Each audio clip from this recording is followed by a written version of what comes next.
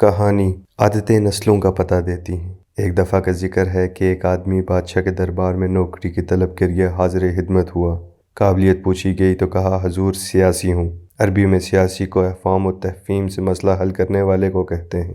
بادشاہ کے پاس پہلے ہی سیاست دانوں کی بھرمار تھی تو اس سے خاص گھوڑوں کے استبل کا انچارج لگا دیا جو حال ہی میں فوت ہو گیا تھا۔ چند دن بعد بادشاہ نے اس سے سب سے مہنگے اور عزیز ترین گھوڑے کے متعلق پوچھا۔ اس نے کہا کہ نسلی نہیں ہے۔ بادشاہ کو تعجب ہوا اور جنگل میں سائس کو بلا کر پوچھا تو اس نے کہا گھوڑا نسلی ہے، لیکن اس کی پیدائش پر اس کی ماں مر گئی تھی اور اس کی پرورش گائے کے ساتھ ہوئی اور گائے کا دودھ پی کر بڑا ہوا۔ مسول کو بلایا گیا، اسے پوچھا گیا کہ تم کو کیسے پتا چلا کہ گھوڑا اصلی نہیں ہے؟ اس نے کہا کہ جب یہ گھاس کھاتا ہے تو گایوں کی طرح سر نیچے کر کر کھاتا ہے، جبکہ نسلی گھوڑا منہ میں گھاس لے کر سر اٹھا کر کھاتے ہیں۔ بادشاہ اس کی فراست سے بہت متاثر ہوا۔ اس کے گھر اناج، گھی، دمبے اور پرندوں کا اعلیٰ گوشت بھجوا دیا اور ساتھ ہی میں سے ملکہ کے محل میں ملکہ کا خاص تعینات کر دیا گیا۔ کچھ دن بعد بادشاہ نے اسے مسول سے اپنی بیوی ملکہ کے بارے میں رائے مانگی تو اس نے کہا طور اتوار تو ملکہ جیسا ہے لیکن شہزادی نہیں ہے۔ بادشاہ کے پیروں تلے سے زمین نکل گئی، حواس بحال کیے اور اپنی ساس کو بلا بھیجا۔